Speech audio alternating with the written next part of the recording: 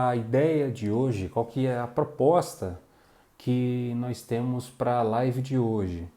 Bom, diante da situação de isolamento social, me veio desde o começo aqui no YouTube, no Instagram, me vieram algumas ideias em relação aos efeitos que o isolamento produz nos nossos corpos, em nossas vidas, tá? Tem os efeitos de constrangimento, os efeitos de limites, tá? Ao mesmo tempo, não seria possível também pensar o isolamento social a partir justamente de uma outra perspectiva, tá?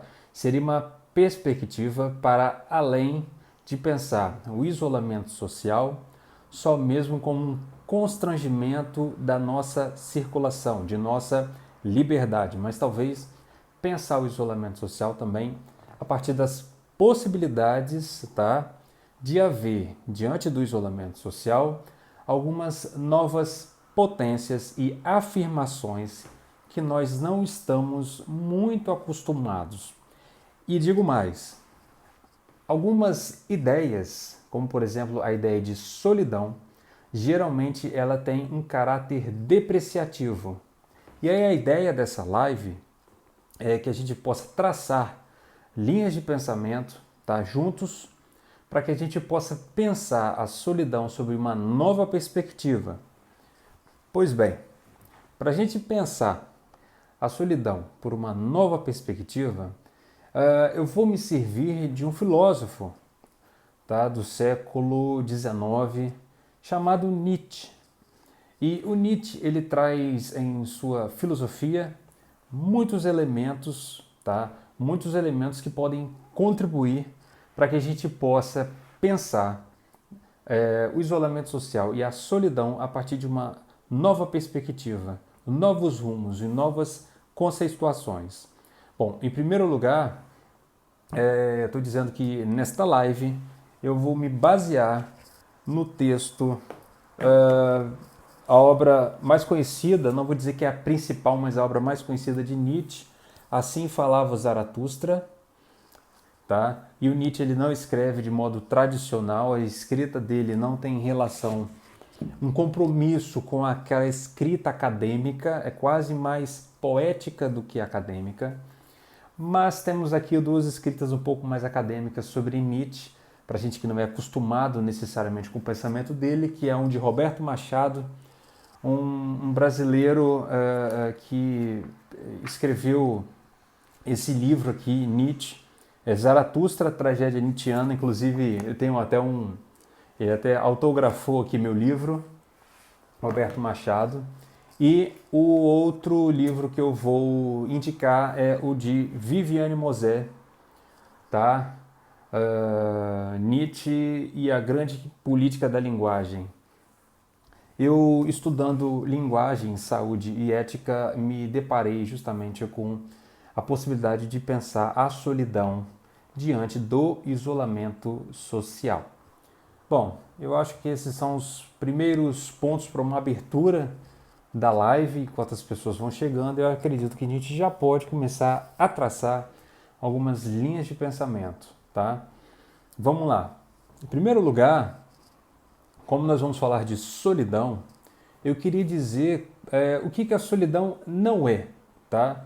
O que a solidão ela não é, em contraponto com o que ela pode ser. Ou seja, vamos primeiro pensar a solidão enquanto um aspecto de negação da vida. Ou seja, a gente vê a solidão, né, muitas vezes enquanto abandono. Então, o primeiro ponto da live é esse.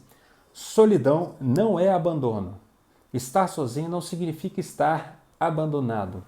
Estar sozinho não significa que você não faz parte de uma família, ou de um grupo, ou de uma cidade, ou de uma comunidade. Tá? Em primeiro lugar, solidão não tem relação, não tem compromisso com estar abandonado. Tá? Esse é o primeiro ponto, que ele é fundamental. Tanto que isolamento social também não significa abandono ou, enfim, essa solidão nesse aspecto negativo, vamos colocar assim. Então, isso é um ponto muito importante. Por quê? Porque quando nós vamos falar em solidão, nós nos deparamos na nossa relação com o outro. Perfeito? Então, nós supervalorizamos, nesse caso, a presença do outro. E aí é que vem a chave do problema, porque muitas vezes o outro é que vai dizer quem somos. E isso é um grande problema. Isso é um grande problema, pois muitas vezes nós recorremos ao outro para que o outro possa avaliar, julgar, sentenciar a nossa vida. Isso é uma questão. Isso é uma questão que traz aí uma espécie de servidão, e nós vimos isso na live passada em relação aos afetos, traz uma espécie de servidão, ou seja, eu sou aquilo que o outro diz que eu sou, ou eu sou aquilo que eu penso que o outro espera de mim, tá? E isso, pessoal, é uma grande questão quando a gente tenta se relacionar com o outro, tentando responder às expectativas. Nessa relação com o outro, nós nos constrangemos, mesmo que o outro não peça necessariamente algo ou te exija ou te demande. Não é à toa que nós vivemos em um mundo hoje da avaliação, tá? E vemos, por exemplo, algumas medidas sendo tomadas para tentar lidar com isso. Como, por exemplo, o próprio Instagram, ele baniu a contagem, né? A contagem visível dos likes, das curtidas, né? Pois acabou que nós não vivemos a vida pela vida, mas nós vivemos pelas curtidas. Então, o nosso esforço acaba sendo para corresponder às expectativas, para nos vincularmos ao outro, e isso não é sem consequências, não é sem efeitos para a nossa existência. Por exemplo, quando nós temos essa relação de submissão, essa relação de entrega ao outro, nós acabamos abrindo mão daquilo que há de mais precioso, que é a nossa própria vida, as nossas intensidades, as nossas possibilidades. Por fim, se eu puder resumir, os nossos desejos, tá? E isso é fazer parte, portanto, do todo, é fazer parte dessa manada, desse rebanho, desse grupo, dessa coletividade, e que espera que você seja uma média, que você seja parte desse grupo e não se destaque. E aí vem uma grande questão, pessoal. Quando eu digo que o grupo, quando eu digo que o grupo ele gera uma expectativa em relação a você, em relação a mim, em relação a nós, nós enfrentamos dificuldades na hora, no momento em que a nossa vida começa a viver numa vibração, numa direção diferente da vida do grupo. Então, essa vida em grupo, tá? Mas essa vida em grupo que eu digo, eu vou cunhar em termos como essa vida moralizante, quando nós temos uma possibilidade, uma intensidade que vai para além dessa vida em grupo, nós somos julgados, nós somos avaliados, nós somos depreciados. Toda ideia nova passa pelas dificuldades de entrar no grupo e ser julgada e ser mal avaliada e mal interpretada, porque o que o grupo quer, ele quer se conservar, nem que ele tenha que destruir, nem que ele tenha que ser tradicional. Portanto, esse é o primeiro pensamento relativo à nossa vida em grupo, no sentido de uma relação de visibilidade com o outro, tá? Então, quando a gente está em grupo e a gente tem uma ideia nova, nós encontramos a dificuldade. Por quê? Porque quando a gente tem sucesso, pessoal, porque no fracasso a gente consegue compartilhar o fracasso com mais facilidade, e todo mundo tem as suas experiências de fracasso, porque a vida ela é avassaladora com todos, ela é imperdoável. Mas quando a gente tem a experiência de sucesso, nem sempre nós conseguimos compartilhar essa experiência de sucesso. Quando a gente tenta compartilhar uma experiência de sucesso, de êxito, uma experiência de novidade, de uma vida nova, geralmente nós enfrentamos inveja, nós enfrentamos o outro te avaliando de uma forma que pode fazer com que você caia e volte para a média do grupo, vamos colocar assim. Portanto, a experiência de sucesso é uma experiência de solidão. Estamos começando a chegar no Nietzsche, tá? Vamos começando a nos aproximar da filosofia de Nietzsche. Por quê?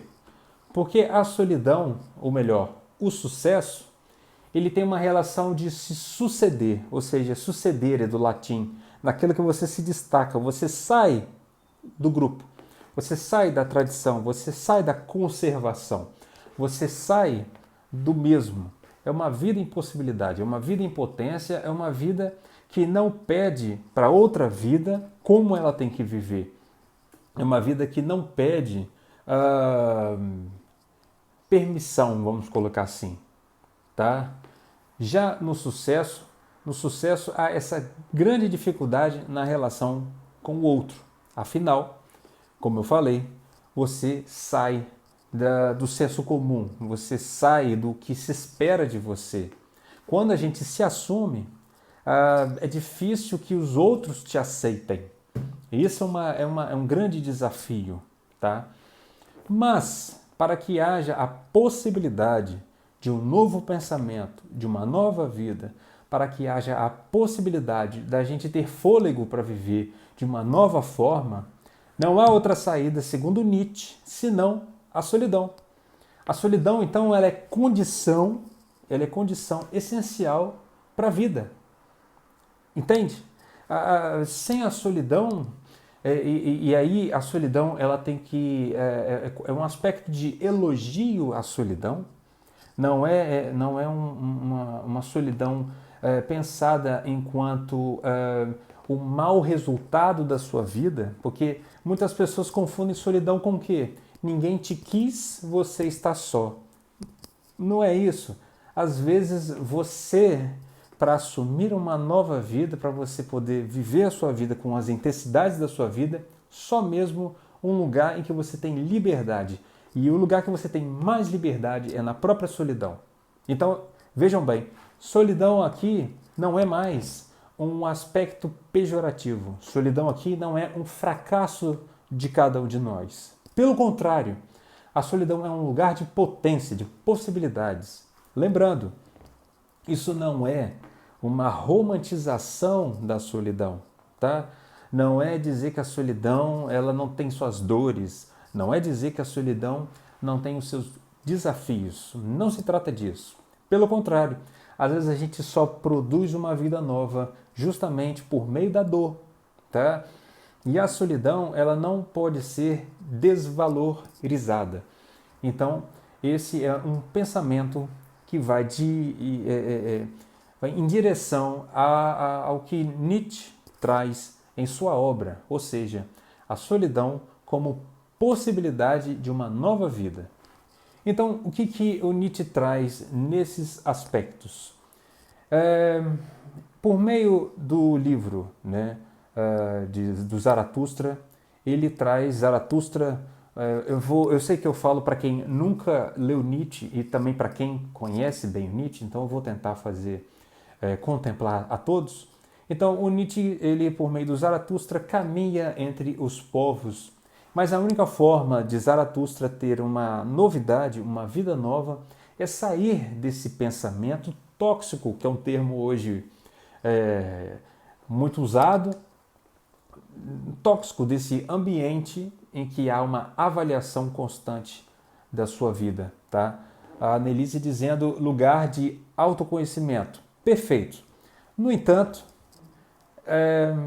nós vivemos uma vida que nem sempre a ausência do outro significa solidão.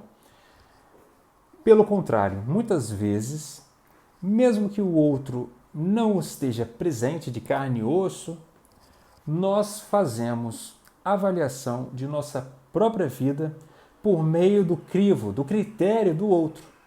Ou seja, é um mundo em que eu me controlo e controlo a vida alheia. Então, eu controlo, eu constranjo a minha própria vida e constranjo a vida alheia. Então, não existe mais uma autoridade, uma imagem punitiva, um ser punidor que vai... não sei nem se essa palavra punidor existe, mas me lembrou da palavra pudor, né, em relação em que vai causar esse constrangimento da vida, e esse constrangimento da vida pode ser feito por nós mesmos diante de nossa própria vida. Essa é a questão. Ou seja, e isso é um poder sobre a própria vida, um poder constrangedor da própria vida. Então você mesmo, independente do outro, pode causar o quê? Essa negação da sua própria existência. A negação da sua própria existência, essa vigilância sem um olho definido, é o que Foucault vai chamar de um poder disciplinar, é um poder dos corpos, é um poder da alma. Você não só é controlado onde você circula, mas o que você pensa também acaba sendo objeto de controle, objeto de dominação. Trata-se, portanto, pessoal, de uma relação de poder, tá? Mas muitas vezes acontece que nós mesmos produzimos um constrangimento de nossa própria vida e a gente não assume o nosso desejo, tá? E aí que, mais uma vez, o que Nietzsche vai trazer é que somente por meio da solidão é possível encontrar a liberdade de si, tá? E você poder aí sair, descolar, vamos colocar assim, dessa necessidade aí do outro, tá? Então, é o que Nietzsche vai falar, que podes dizer tudo. Na solidão, podes dizer tudo. É um pouco do que acontece, por exemplo, na prática analítica, na prática psicológica, terapêutica, né? Em que há uma regra fundamental que o próprio Freud traz, é o seguinte: diga o que lhe vier, diga tudo o que lhe vier, sem uma avaliação moral. Por mais confuso que seja, por mais absurdo que seja, diga o que lhe vier, né? Isso eu vejo que é uma possibilidade, e não deixa de ser, por mais que tenha um analista, um terapeuta, é uma experiência de solidão, tá? Por exemplo, toda vez que nós tomamos uma decisão, por mais que você seja assessorado, por mais que os seus amigos te deem conselhos, e geralmente não são bons conselhos, no final das contas, a responsabilidade é sua. Também a decisão inclui a solidão, e a gente ainda prefere ver a solidão ou evitar a solidão como se ela fosse algo ruim ou resultado de um fracasso. Ela não é. Então, quando nós tomamos decisões, nós também temos essa breve experiência de solidão, por mais que a gente esteja assessorado. Porque na responsabilidade, a palavra responsabilidade, ela vem de responder. Você responde por aquilo que você pensa, aquilo que você diz, por aquilo que você faz, pelos caminhos que você toma, né? A gente acaba respondendo por isso, com o nosso corpo, com as nossas palavras, enfim. Então, acaba que na escolha encontramos de novo isso. Agora, se negamos a solidão, corremos um risco, tá? Se negamos a solidão, nós corremos um risco, porque a filosofia de Nietzsche, ela diz respeito a uma afirmação da solidão e não uma negação. Agora, caso você negue a solidão, é possível viver com uma negação da solidão. No entanto, existem efeitos, tá? Efeitos quase que incontroláveis, pois você pode... a vida que nega a solidão, ela acaba sendo uma vida que depende de uma outra vida. E aí você abre mão de sua autonomia, tá? Então vamos pegar um exemplo prático, né? No isolamento social, nós temos os nossos momentos de solidão e nos nossos momentos em que nós precisamos do outro, tá? No entanto, esse isolamento social, ele causou efeitos, muitas vezes, forçados da solidão, né? O isolamento social trouxe efeitos forçados da solidão em muitas pessoas. E eu tenho visto, tá, que ela traz efeitos mesmo para decisões importantes da vida. Então, a solidão, ela tem promovido uma avaliação da própria vida no sentido ético. Que vida que vale a pena? As prioridades que eu tinha são as prioridades reais para a minha vida, viver de forma, né, com intensidades. As escolhas, os valores estão entrando em confronto, tá? E o isolamento social, ele permitiu o que muitas vezes você viveria a vida inteira sem ter, às vezes, essa possibilidade de aproximação com a solidão de uma forma que ela cause mudanças do pensamento, tá? Mudanças em você, né? A Ariane falou aqui que a solidão é um ponto muito sensível, perfeito. A solidão é da sensibilidade, ela é corporal, tá? A solidão, e o corpo, ele é capaz dessa liberdade, tá? O corpo e os afetos. Então, vou continuar com o meu exemplo.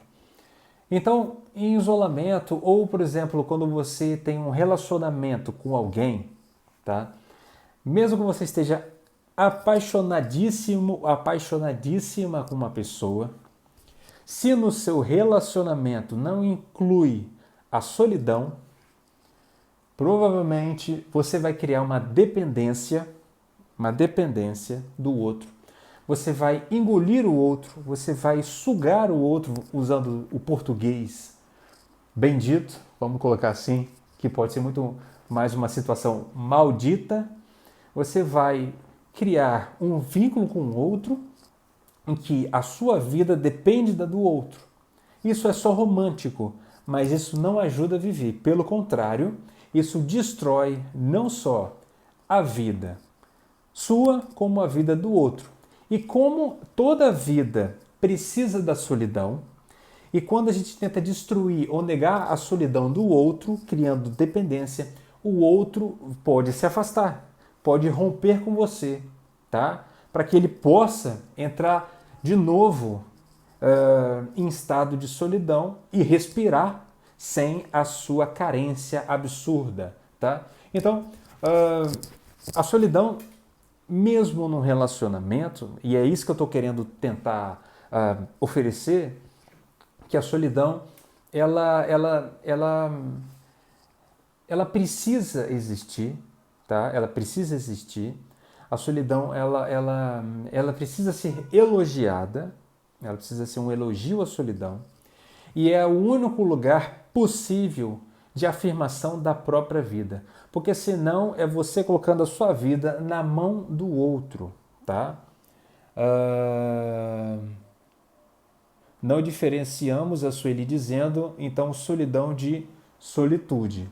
Pois bem, essa é uma questão, porque acaba que, portanto, a solidão, ela não diz respeito a uma negação da convivência com o outro. A solidão não diz respeito a você abrir mão de viver em grupo, em família, em condomínio, no trabalho. Não se trata, na filosofia de Nietzsche, pessoal, de você escolher um lado, senão Nietzsche estaria fazendo tudo aquilo que ele tanto enfrentou.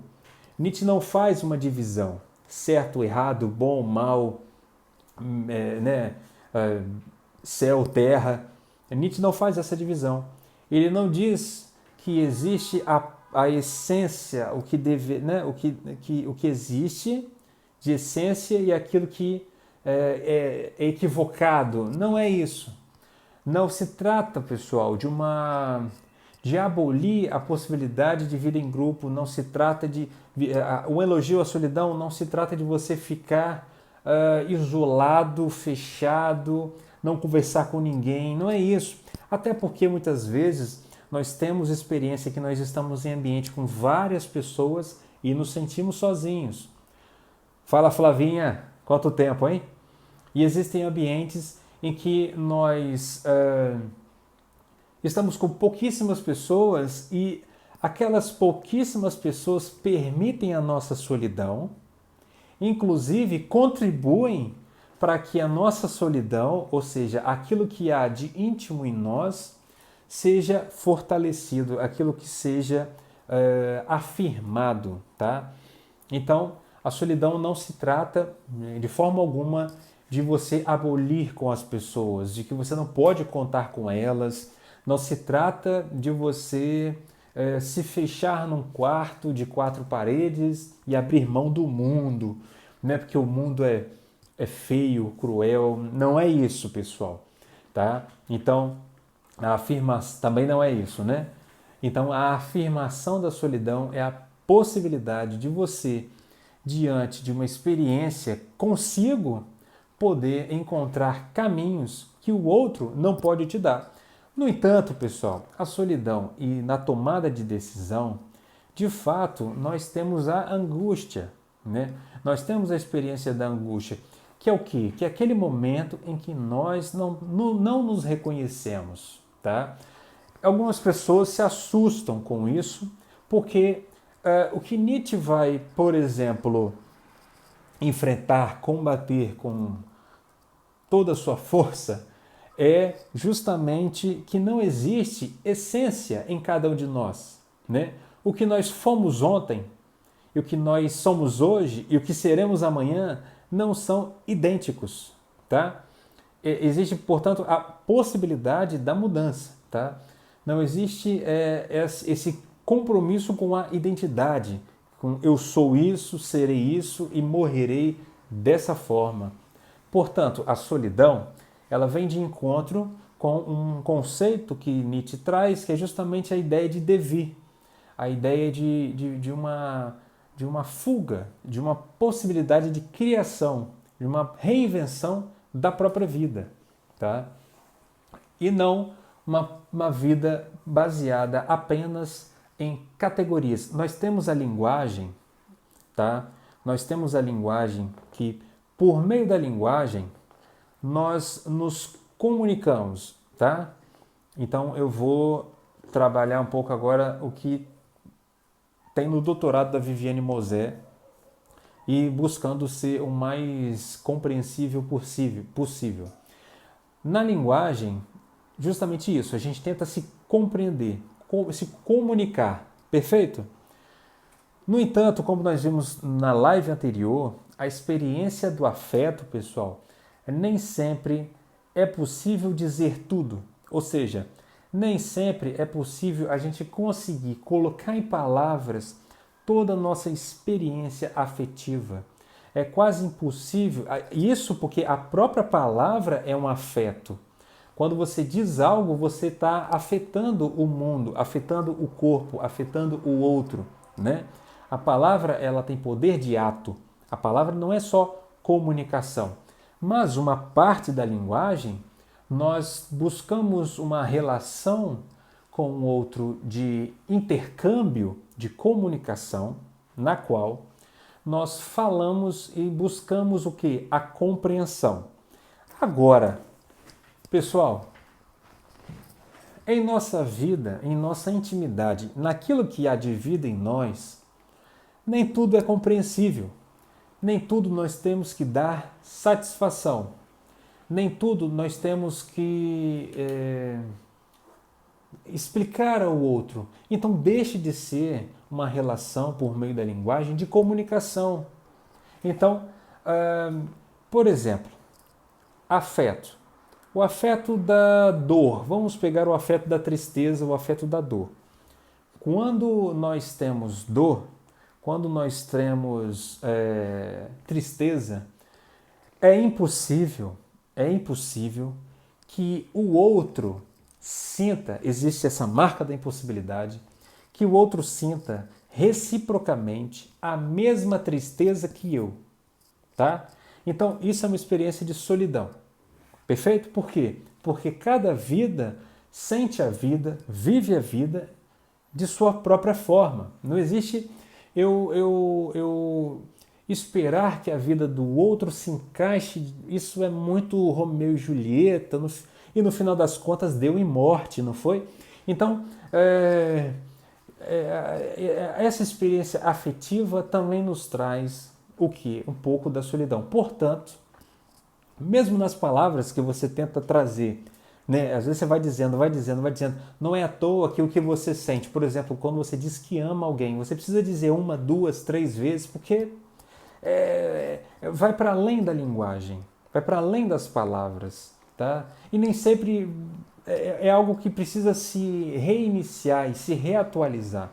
Então, nem sempre a palavra comunica. Às vezes a palavra nós temos uma relação diferenciada com ela, em que quando nós estamos na experiência da solidão, as palavras podem perder, inclusive, o sentido. Já não tem mais relação de entendimento, de compreensão, de avaliação alheia sobre a minha própria vida, tá? Já seria uma outra questão, né?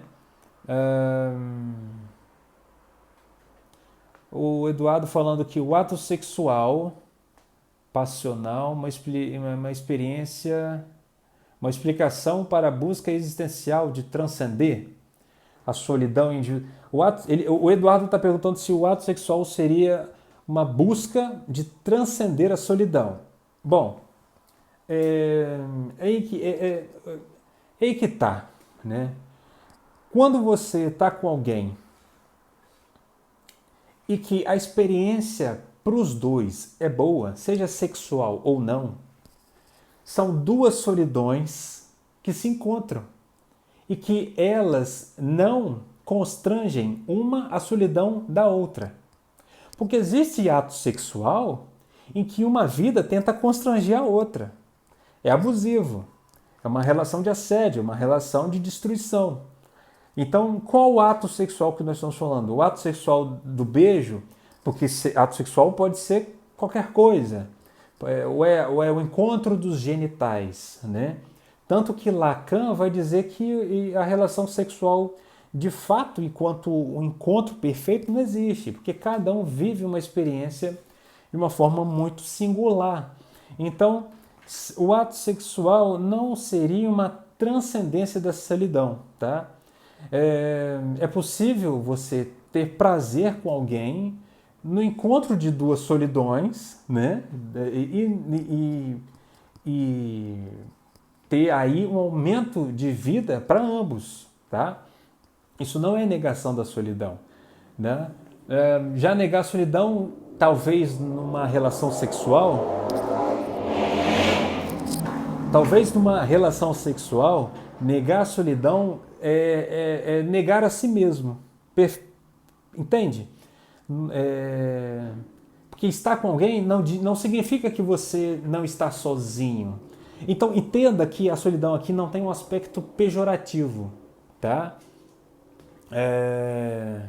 Não tem um aspecto negativo da vida. Então, por mais que você tenha ali o orgasmo, né, que é corporal, né, é possível que essa relação encontre-se com a solidão do outro também. Pois se você abre mão da sua solidão no sexo, até mesmo no orgasmo, você está se submetendo muitas vezes como objeto ao capricho do outro. Entende? A solidão, pessoal, ela é uma afirmação da vida segundo o pensamento de Nietzsche. E afirmar a vida é afirmar as dores, afirmar a vida é afirmar a angústia, afirmar a vida é afirmar a multiplicidade, é afirmar que o corpo ele sente, tá? Porque o que Nietzsche enfrenta, combate ao longo de sua obra é justamente toda a filosofia que nega a vida em nome de um ideal, em nome de uma razão, em nome de algo fora do mundo, em nome de uma transcendência. Então, toda vez que você transcende, você sai da vida que você vive, Nietzsche vai chamar de negação da própria existência. E a negação da própria existência não tem como ser saudável. Ela produz um adoecimento, ela produz uma tristeza, tá? Ela pode até produzir algumas alegrias, mas como nós vimos na live passada, são alegrias ruins. Existem alegrias ruins, como por exemplo quando você fica alegre com a tristeza do outro, na vingança, na inveja, enfim.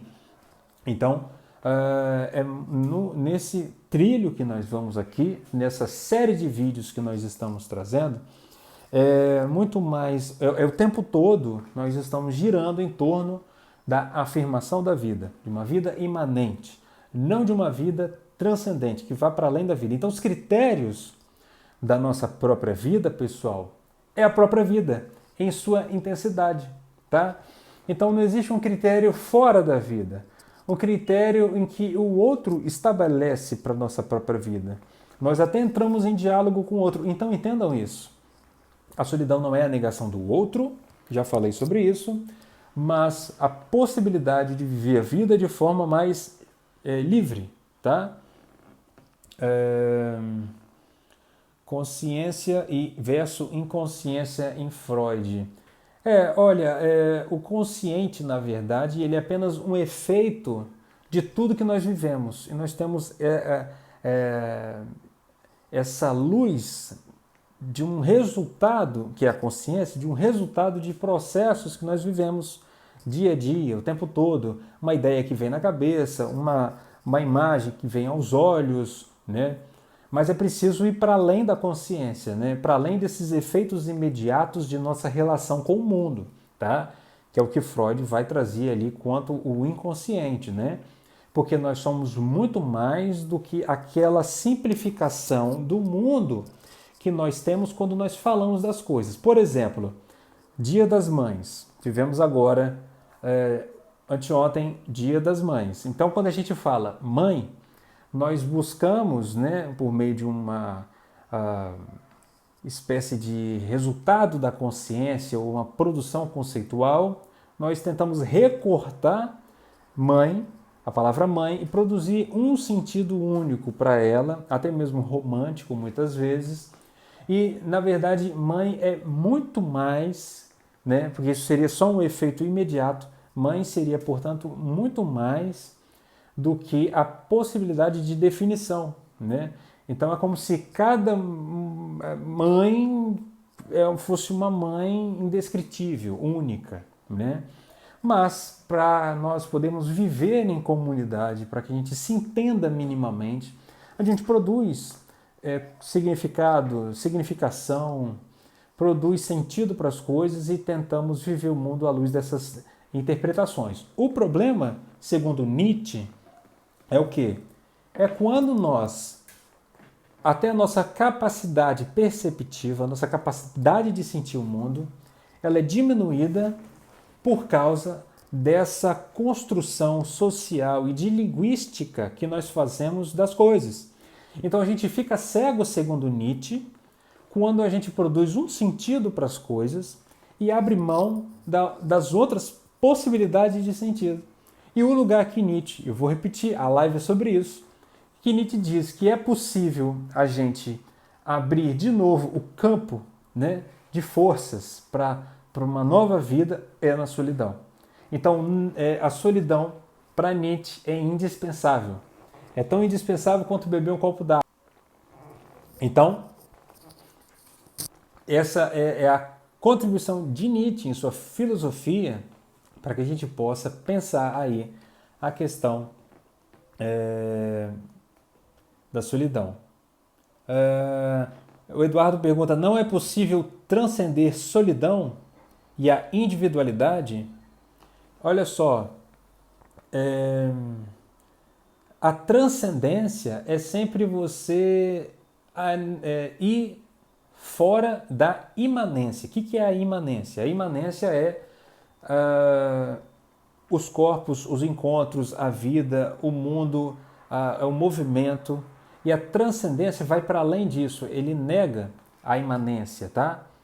Ele se desloca, ele se destaca, ele sai da possibilidade de imanência, tá? Então, quando você transcende a solidão, você já está negando ela, tá? É quase que instantâneo, né? Uma transcendência da solidão. E é isso, e eu vou encerrar a live com isso, pessoal. Quem é suprema, a gente vai para a surrealidade, é isso aí, o Lúcio está trazendo, vai para o surreal, né? Não aquele surreal da arte, né? Mas para o surreal para além da vida. E aí nós terminamos a live com a seguinte reflexão, que por mais que a gente negue a solidão ou a vida em si, a vida é suprema. Ela sempre vai bater a sua porta. A solidão, você querendo ou não, aliás, quanto mais a gente nega, mais aquilo ali faz pressão em nossa vida. Aquilo ali vai se tornando uma espécie de tumor. Aquilo ali vai tomando uma vida própria. Por quê? Porque a gente não consegue dialogar com a nossa própria solidão, ou a gente não consegue dialogar com aquilo que a gente nega, e a gente não consegue se aproximar com essa tragédia da vida, essa coisa que é corporal, que não depende simplesmente do nosso controle. A solidão, ela diz respeito até a gente fazer um acordo, né? Uma relação diferente, uma positividade daquilo que a gente não domina, né? A solidão é você abrir mão que você pode dominar o mundo, a vida ou o outro, né? Então, a vida ela é suprema nesse sentido. A vida ela vai te dar rasteiras, ela vai te lembrar o tempo todo. Talvez ela te lembre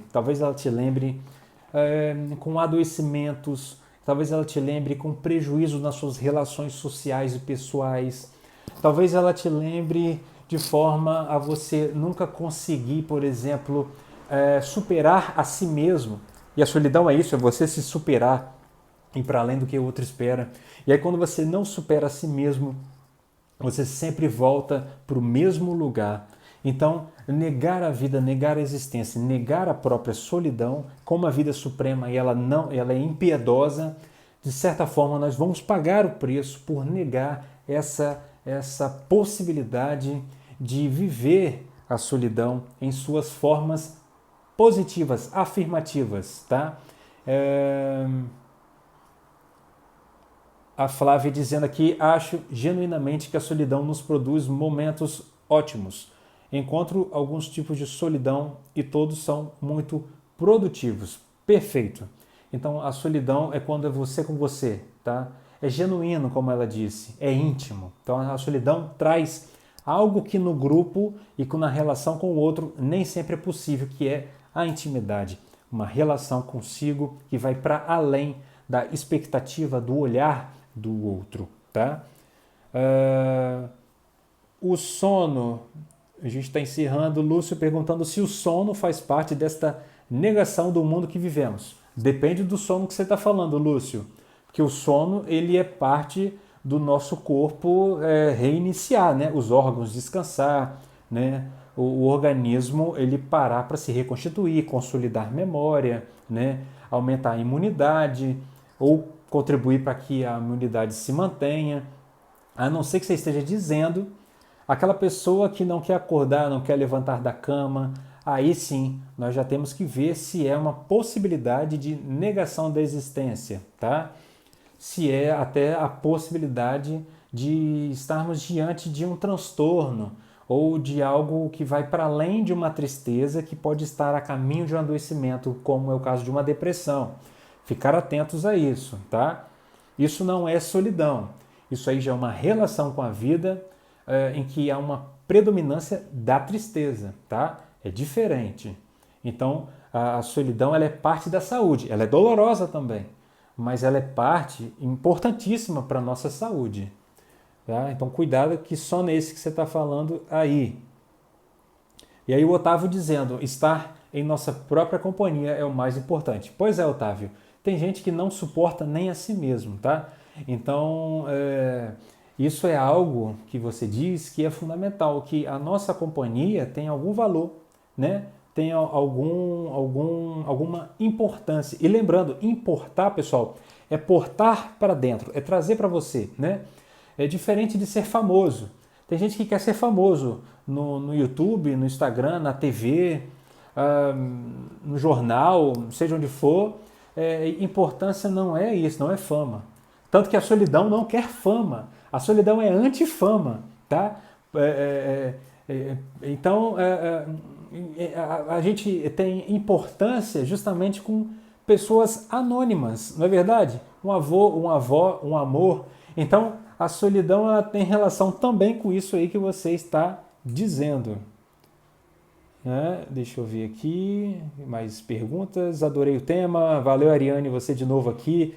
Eu vou fazer uma outra live depois. Vai ser sobre... A próxima live vai ser usando Piaget, tá bom? Eu vou falar de lockdown, tá? A relação nossa aí com as autoridades, né? Que nós precisamos de uma autoridade ou não? Na heteronomia, autonomia. Acho que é por conta, o Otávio dizendo, e acho que é por conta de quando estamos muito tristes, de dar muita vontade de dormir muito. Isso aí, Otávio. Por quê? Porque a tristeza é corporal. Gente, não adianta. A live anterior e essa é mais uma vez um elogio ao corpo. O corpo ele é fundamental, tá? A tristeza ela afeta o corpo, tá? As palavras são corporais. Palavra é afeto. É como se palavras fossem um membro do nosso corpo. Tanto que você ouve uma palavra e quando é como se a gente engolisse, né, ou não, algumas palavras e elas incorporassem na gente. Então a nossa relação com o mundo, pessoal, é corporal. Mesmo que quando eu digo é corporal, eu esteja dizendo instantaneamente a relação mente-corpo, alma, palavra, enfim. De fato, quando a gente está triste, a gente tem vontade de dormir, porque não é um sono reparador, é um sono que não quer sentir a dor. Ou de novo, esse sono que nós estamos falando aqui no final da live não é um sono reparador, é um sono que não quer sentir a dor, tá? Por isso, como nós vivemos em uma sociedade que nega a solidão ou que tem uma relação pejorativa com a solidão, muitas vezes o que nós vemos é a indústria medicamentosa, as pessoas usando medicamentos para não sentir a vida, para não sentir a solidão, para não sentir a angústia. Gente, é muito importante sentir a vida. É muito importante que a gente tenha uma relação com os nossos afetos e com a nossa solidão que façam com que a gente afirme a vida e não negue a vida.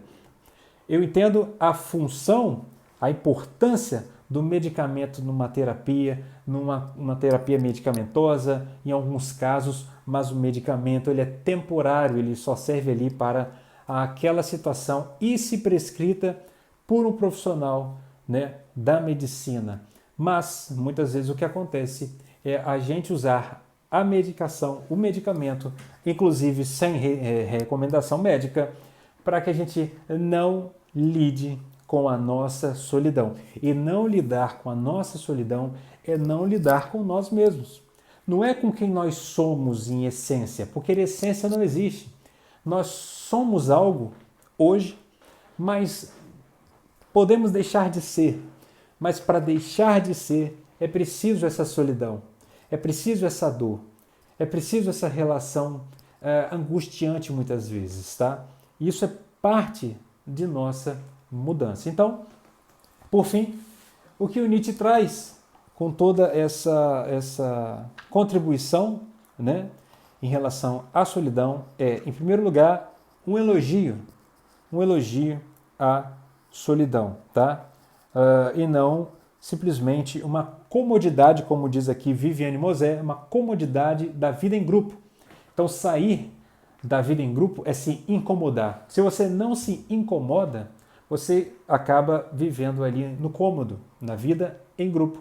Então, a solidão é a possibilidade de você se incomodar, sair do cômodo, não aceitar, tá? E às vezes você vai se sentir sozinho nessa relação, tá? Não se trata, mais uma vez, numa relação com o outro de disputa, de competição, de vida ou morte, ou você, às vezes até é uma relação de rompimento com o outro, né? mas é muito mais uma relação de afirmação de si.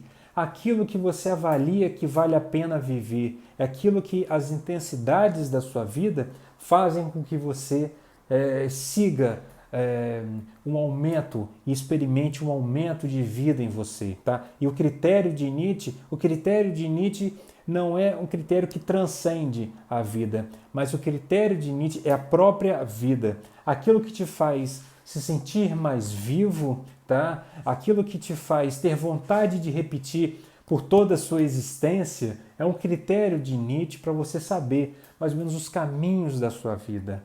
Aquilo que te dá vontade de viver, aquilo que faz com que você queira que seja eterno. E a eternidade é uma duração no tempo, diferente do infinito, que é uma duração no espaço. Então, o eterno para Nietzsche, o critério para Nietzsche é que o eterno é que você deseja uma experiência sensível eterna. É aquilo que você gosta de fazer, né, em uma linguagem mais aportuguesada, né? É como se fosse o seguinte: eu gosto de dar aula, né? Eu gosto de fazer psicologia clínica, por exemplo. Então, um critério de vida para mim é que eu possa eternamente dar aulas, eternamente atuar na psicologia clínica. Então, mas não só, né, mas também os outros prazeres da vida. Mas eu estou dando esses exemplos para que a gente entenda que a eternidade em Nietzsche não tem nada a ver com algo fora da vida, pelo contrário, e o critério é a própria vida, as intensidades da própria vida, né? Que você possa aí ter o quê? Uma relação consigo e que você possa produzir mudanças. Perfeito? Em um trecho, para finalizar, de Zaratustra, ele diz que só na solidão pode dizer tudo livremente. Olha só, hein? Só na solidão pode-se dizer tudo livremente, tá? Nada aqui se envergonha de sentimentos ocultos e obstinados, tá? Olha só. Isso aqui é interessante. Na solidão não há a vergonha, né? Que é um afeto moral. E Nietzsche, ele abomina, ele abre mão da nossa relação com a vida moral. Porque quando você fala de uma relação moral com a vida, você está dizendo o que é certo e o que é errado. Quem está indo para o caminho errado é porque não está seguindo o seu caminho. E aí você se coloca no nível acima dos outros seres humanos. E a chance de você ser um fascista, é muito grande. Então, Nietzsche abre mão de toda a possibilidade de moralização da vida. Ele abre mão do que é bem, bom e mal, né? E tanto que ele tem um livro chamado Além do Bem e do Mal. Então, Nietzsche, ele traz essa herança, vamos colocar assim, do pensamento para que a gente possa, por meio dele, tá, pensar as nossas próprias vidas, tá? Ou seja, eu incluo aqui a linguagem, a ética, que é justamente essa avaliação da própria vida, e a saúde, que são os meus grandes temas centrais, tá? Que são meus objetos de estudos incessantes, né? Aquilo que eu quero que seja eterno. Eu leio e não consigo parar de ler. Linguagem, saúde e ética. É aquilo que eu gosto de fazer e é um exemplo de intensidade. É o que Nietzsche vai chamar de eterno retorno. É aquilo que repete-se, é a tragédia da vida, né? Então, fica aí essas reflexões. Se alguém tiver mais alguma pergunta, alguma questão, pode escrever aqui. Eu acho que nós temos ainda uns 5 minutinhos, tá? Muito bom, Tamires, tudo bom, Tamires? Que bom que você está aqui. Amei o trecho e análise, que bom que você está aqui também. Valeu, Lúcio. Então, caso alguém tenha alguma pergunta, nós vamos encerrar. Lembrando, pessoal, todo esse trabalho que eu fiz aqui de tentar apresentar o pensamento de Nietzsche, fala Marcelo, Liz, essa apresentação eu usei o livro de Viviane Moser, tá? Nietzsche e a Grande Política da Linguagem, Roberto Machado também, Zaratustra, Tragédia Nietzschiana, e o próprio livro do Nietzsche, chamado Assim Falava Zaratustra. Pessoal, a ideia então é promover reflexões, pensamentos. que a gente saia do lugar, que a gente abra mão, a gente descolhe dos conceitos e de palavras que até mesmo nos entristecem. Então, a partir de hoje, espero que a gente trate a solidão com respeito, carinho e olhe para ela de uma outra forma. Não só negando, mas pelo contrário, procurando mais contato com a solidão, tá bom? Sobre o sentir a vida e quando o sujeito não deseja esse sentir. Pois bem, essa é a grande questão. Quando a gente não deseja o sentir, a gente corre alguns riscos, como, por exemplo, ficar dependente de medicamentos, né? Alguns medicamentos que são feito mau uso deles, né? Quando a gente não quer sentir, a gente nega a vida, a gente nega a própria existência, a gente não se assume, tá? Quando o sujeito não deseja esse sentir, ele não se assume, tá? E ele pode adoecer por isso. Essa negação não é sem consequências. Só que você pode até negar, como eu falei, a vida é suprema, tá? A vida com ou sem você, com ou sem mim, ela continua, né? Então, a vida é suprema. Se você nega a vida, por mais que você negue, ela vai tentar comparecer. Geralmente, na minha área, eu sou psicólogo, isso comparece em forma de adoecimento, de tristeza, tá? Ou de alguma dependência. Você pode começar a depender de alguém, e aí você fica insuportável numa relação até abusiva, ou você faz um abuso de substâncias psicoativas, tá? Ou algumas pessoas que não querem sentir mesmo, uma forma radical de negar a vida seria o próprio suicídio, né? Então, na verdade, não se trata de